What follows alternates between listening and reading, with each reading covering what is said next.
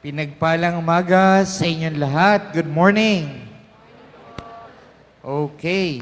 Sa umagang ito, ang pagninilayan natin ang ating ebanghelyo tungkol sa pagtupad ng Diyos sa pangako niya kay Elizabeth at kay Maria. Kung mapapansin po natin, madalas pag nagdadasal tayo, oftentimes when we pray, we need an immediate answer. Kaya ngayon may mga debosyon sa santo, tinatanong natin agad, ano ba yung patron ng ganito? Sino ba? Hinahanap natin yung nakaakmang santo para tugunin tayo agad.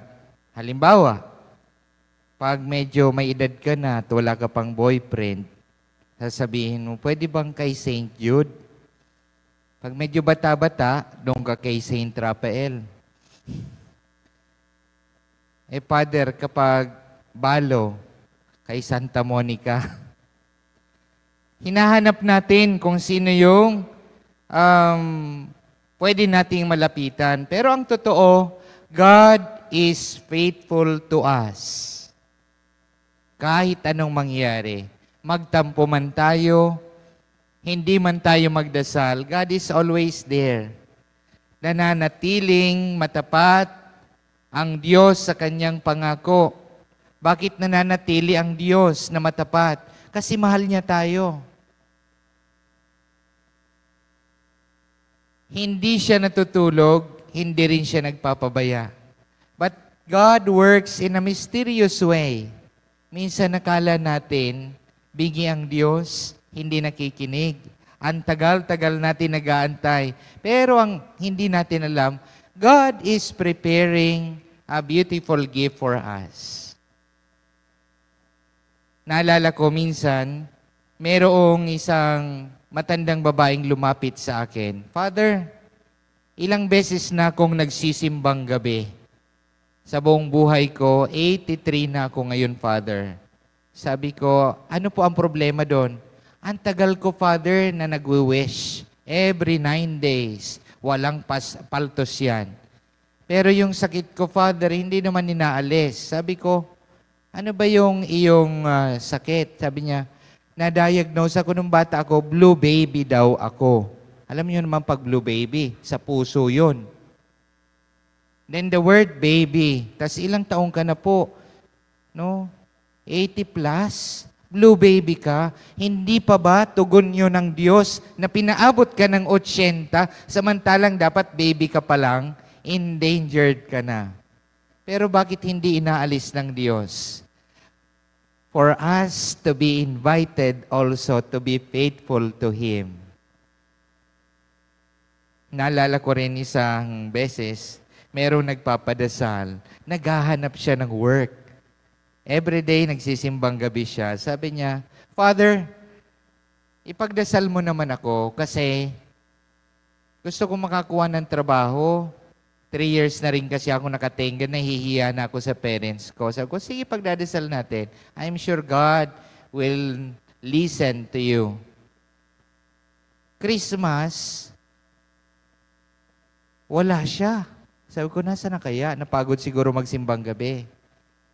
And I received a text message from him. Sabi niya, Father, hindi na yata ako makakapagsimba mula sa araw na to. Na-hire na po kasi ako. Hindi po ba dapat?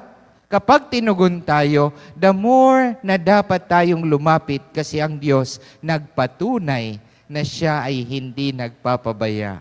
Sayang yung sagot ng Diyos, naging hadlang para siya ay maging faithful.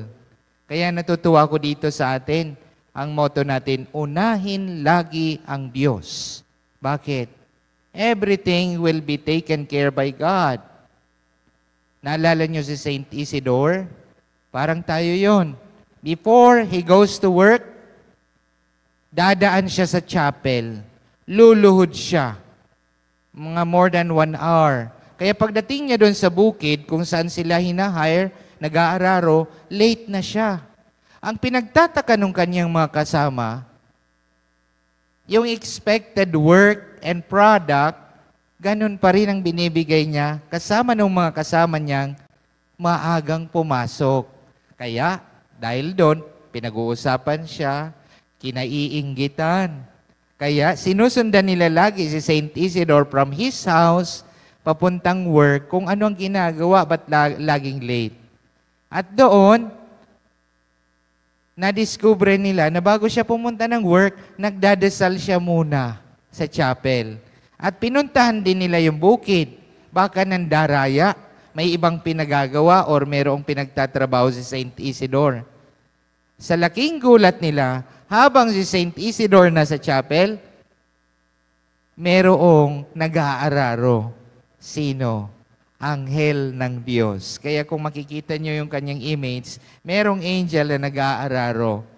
When we are busy praying, God is busy working for us. Merong magagawa ang Diyos para sa atin. Kaya ang invitation niyang to be faithful to Him, hindi tayo ang una. God has been faithful to us. Kaya kapag tayo ay naging faithful sa Kanya, hindi tayo mawawala ng pag-asa kasi alam naman natin, hindi masasayang ang ating pinagpapaguran. Kasi alam natin, hindi niya tayo pababayaan. The second point is, God is our joy. Perhaps, most of us are asking, or perhaps sabi natin, kapag patanda daw ng patanda, palungkot ng palungkot ang Pasko. I don't know kung naniniwala kayo, pero para sa mga naniniwala, ang tingin ko, nakabase kasi sa panlabas yung ating basihan ng Pasko. Noong mga bata tayo, kapag marami tayong na-receive na gifts, ang saya-saya natin. Kapag makukulay ang kalangitan dahil sa fireworks, masaya ang Pasko. Pag maraming handa, masaya ang Pasko. Pero kapag walang handa, walang masyadong regalo, walang masyadong fireworks, walang celebrations na malalaki, malungkot ang Pasko. Are these things ang basihan natin ng pagiging masaya? Of course, hindi dapat. Bakit? Ang kagalakan ng Pasko ay ang pagkakatagpo natin sa Panginoong Jesus. Father, namatayan kami. Paano naman mag-celebrate ng Pasko? Kapatid, hindi naman ibig sabihin na matayan ka, malulungkot ka na forever. Paskong Pasko, anong gusto mong gawin? Pupunta ka dun sa puntod ng iyong minamahal at magluluksa ka. Kapatid, there are many reasons on how we could celebrate the Christmas despite our sadness and longingness for someone. Because ang magpo-fulfill ng ating hinahanap ay ang Diyos. So anong invitation ng Diyos? Stay. Manatili ka, malungkot ka, tanggapin mo. Huwag mong i-deny. Hindi mo kailangan maglagay ng masyado makapal na makeup para magmukha kang masaya. Kasi pag natuyot yan, malalaglag yan. Di ba? Para kang gumamit niya ng liquid makeup na ginagamit natin doon sa chapel. Pag tumigas yan, kailangan i-retouch. Di ba? Ang tunay na kagalakan nanggagaling sa kaibuturan, sa kalaliman ng ating puso. Ang tunay na kagalakan, ibibigay ng Diyos at ipinangako niya sa atin bilang faithful sa atin, na papalitan niya ang kalungkutan natin pagkatapos ng mahabang panahon ng pag-aantay. Father, nakaka-stress kasi. Hindi namin alam kung kailan ibibigay ang bonus, kung kailan yung 13th month, may 15th month ba, may 16th month. Di ko alam kung may ganun, Father. In the midst of uncertainties, sa gitna ng mga walang katiyakan, mga kapatid, nagbubukal ang pag-asa, dala ng pangakong kagalakan ng Diyos. There are many reasons on how we could celebrate Christmas or why we should celebrate Christmas. Bakit? Lahat naman tayo tinubos ng Diyos. And there is no reason why we should not celebrate Christmas. Bakit? Kasi sa pamamagitan ng kanyang kapanganakan, sa pamamagitan ng kanyang pagyakap sa aba nating kalagayan, God embraced our whole humanity and gave us the hope to be with God again. The mystery of incarnation is a promise and assurance that we will see God after this journey. Kasi ano nangyari noon? Nung magkasala ang tao, nasarhan ang pintuan ng langit. And there should be this person and at the same time, divine, na dapat magligtas sa atin at ang Panginoong Hesus yon. Kaya nga, may dahilan pa rin tayo para mag-celebrate at maging magalak. Minsan nagtatanong tayo, paano nga ba talaga magiging masaya? Una, praktikal. Huwag kang maghahanap ng bagay na imposible. Mayroong lumapit sa akin, sabi niya, Father, nagsisimbang gabi ako. Sana matupad ng Diyos ang aking wish for 9 days. Sabi ko, ano po ba yung wish nyo? Sana makapiling ko yung asawa ko ngayong Pasko. Di ako naman, syempre. Sige, pagdadasal ko po. Assuring her. Sabi niya, possible ba yung Father? Oo naman, sa Noche Buena. Pagdadasal natin kasama nyo. Father, nawawalan na ako ng pag-asa, parang hindi pwede. Bakit? Nasaan ba asawa mo? Nasa abroad? Kalilibing lang niya, Father, last month. Hindi ko alam kung paano ipagdadasal yung ganong wish. Kasi nga imposible.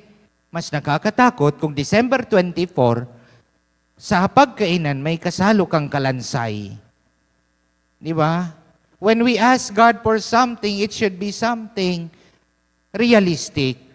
Parang yung isang nanay din, Father, pagdasal mo naman, sana makapiling ko yung mga anak ko, lalo na yung bunso ko, Father, miss na miss ko na siya. Nasa abroad kasi siya. At sabi ko, sige, pagdadasal natin, pauwiin natin. Kailan nyo ba gusto makapiling? Kahit ngayong New Year, Father, sabi niya, o di sige, pagdadasal natin, wala namang hindi tinutugon ng Diyos. Kaso, Father, aalis lang niya last week. Sabi ko, kung pauwiin natin, baka naman hindi na kumita yun. Payagan man ng employer, magbabayad siya ng ipamasahin niya, imbis kumita kayo, yung sasahurin niya, pambayad dahil umuwi siya ngayon. Sometimes, yung mga wish kasi natin is something that is unrealistic. But beyond uncertainties, God makes a way. Bakit? Itong si Elizabeth, nanganak kahit matanda na. Nanganak kahit matanda na. But it was realistic kasi possible sa Diyos ang lahat ng bagay. Kanina habang paakyat ako dito, nagtanong ako. Sabi ko, kamusta po? Ano ba ang wish nyo ngayong Pasko? Sabi nila, sana Father, wala mo nang mamatay. Ako, bakit? Sana last day nang muna ngayon ng work para makapiling namin ang aming mga pamilya. Sabi ko, huwag kayong mag-alala, i-announce ko, dideclare ko, hanggang ngayon ka na lang sa St. Peter. Alam nyo mga kapatid, God answers our prayers in a mysterious way. Bakit? Kasi alam niya kung anong kailangan natin. Alam niya kung ano ang pwede nating magawa at ano ang pwede niyang magawa sa atin. That is why, to attain full joy through the through the faithfulness of God, God becomes our fulfillment. Alam nyo, ang kaligayahan ng Pasko, sabi ko kanina, magiging masaya only when we find God in our experience. Namatayan ka, hanapin mo si Jesus. Ano mensahe dyan? Nawalan ka ng pera. Nagkukulang ka sa pananalapi. Nai-stress ka. Minsan may nag-aya sa akin, Father, punta tayo ng bangko. Sabi ko, at this time? 12:00 na. Sasayaw lang, Father. Ano sasayawin? Ibigay mo na ang aming Christmas bonus. Kahit mamatay tayo kasasayaw dyan. Kung hindi pa naman, oras ng Diyos para sa atin, hindi yan ipagkakaloob because everything has its time. Huwag mong istresin yung sarili mo. Kasi baka, pagdating ng panahon na ibigay na yung biyaya, wala ka ng lakas o hindi mo na ito mapapakinabangan. Na-stress ka, inaantay mo. Hindi ka makatulog, hindi ka makakain. Para kang in love. Hindi mo alam kung kailan darating. Lagi ka na lang tulala. Hindi ka makatulog, yung eye bags mo para kang naglamay ng 3 buwan, green na. Nangangayayat ka na kasi hindi ka makakain. Anong resulta niyan? Magkakasakit ka, idedextrose ka. Magkakanyumonya ka, i-intubate ka. Pag na-intubate ka, nanghihina ka na, papayat ka. Anong susunod? Mamamatay ka. Mahihirapan yung mga mag-aayos sa'yo. Pag binurol ka, ang pangit mo. Ngayon darating na yung inaantay mo. Para saan pa yun? It will be useless. That is why, ang kinakailangan is a heart that is full of trust. Kanino? Sa Diyos. Sa Diyos. Father, bigat na ako. Lagi kong sinasabi, bitawan mo pag nabibigatan ka. Bakit? Tutulungan ka naman ng Diyos. Sabi ko sa unang kwento ko kanina, may mga problema, may mga pagsubok tayo, hindi tuluyang inaalis ng Diyos. Pero tinutuwangan niya tayo para buhatin ito dahil nais ng Diyos na maging magaan ang ating dinadala sa buhay. Yan ang sabi niya, come to me all you who labor and are burdened, and I will give you rest, but not rest in peace.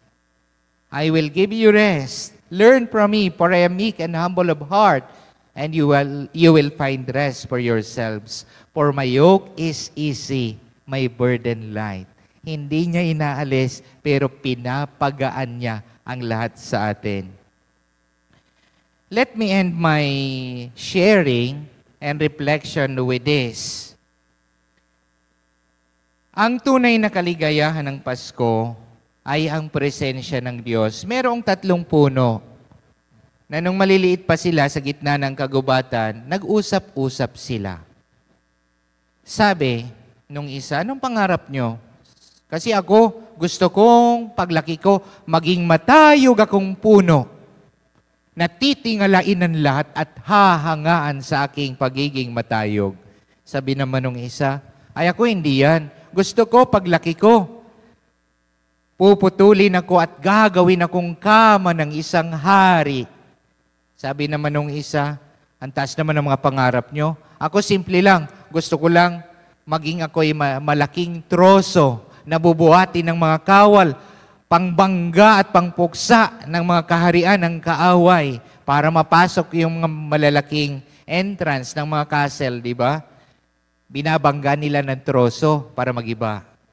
And so, nung lumaki sila, unti-unti silang pinutol. Unang pinutol, yung pangalawang puno na nangarap maging kama ng hari. Pinutol, pinagpira-piraso, ginawang kainan ng mga hayop.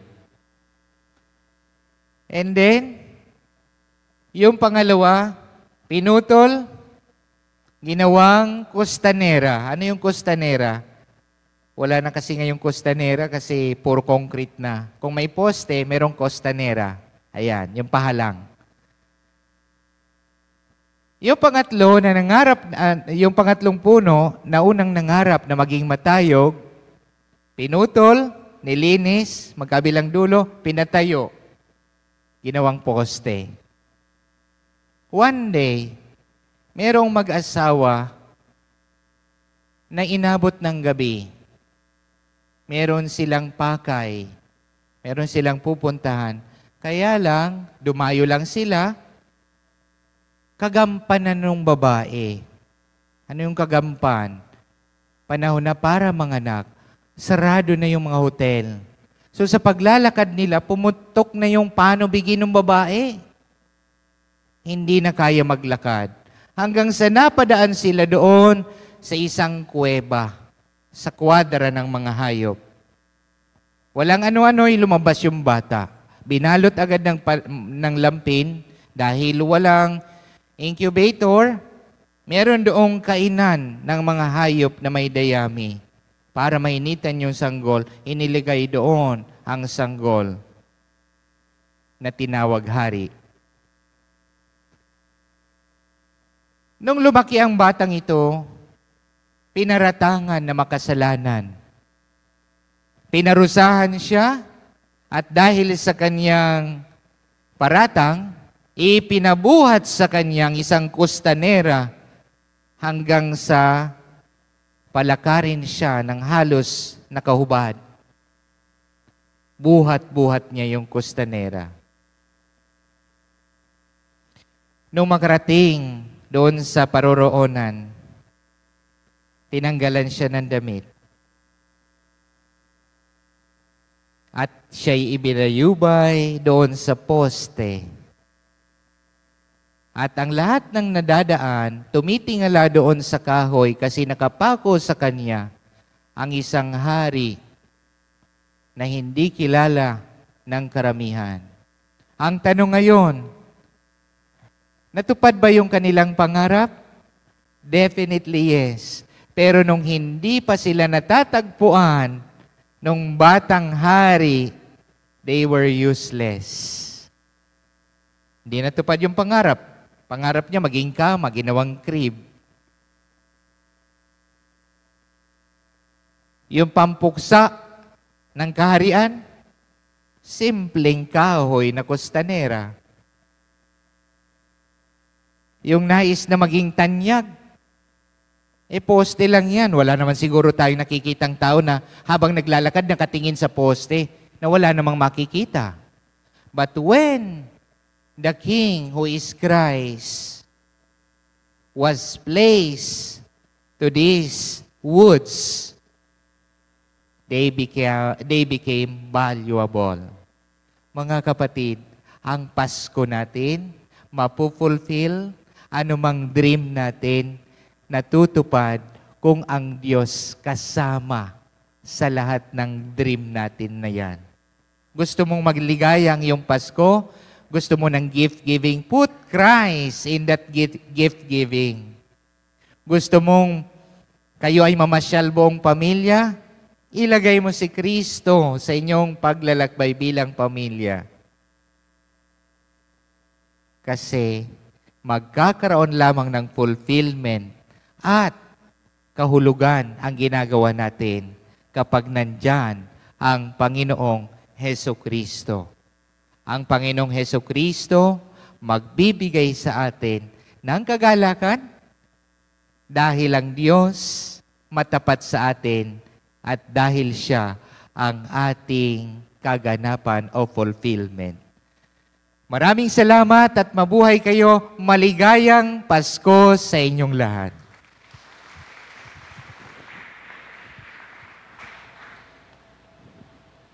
At this time,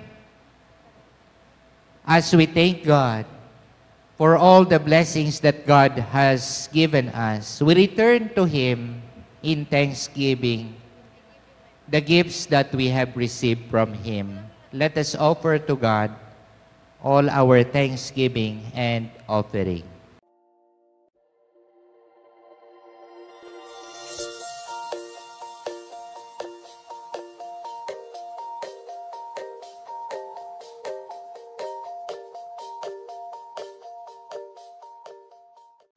Thank you for joining us. View our past broadcast on the St. Peter Community YouTube channel and St. Peter Community Facebook page. Don't forget to like, to share, to subscribe, and hit the bell so you can be notified on our upcoming activities. Maraming salamat po at laging tandaan, unahin natin lagi ang Diyos.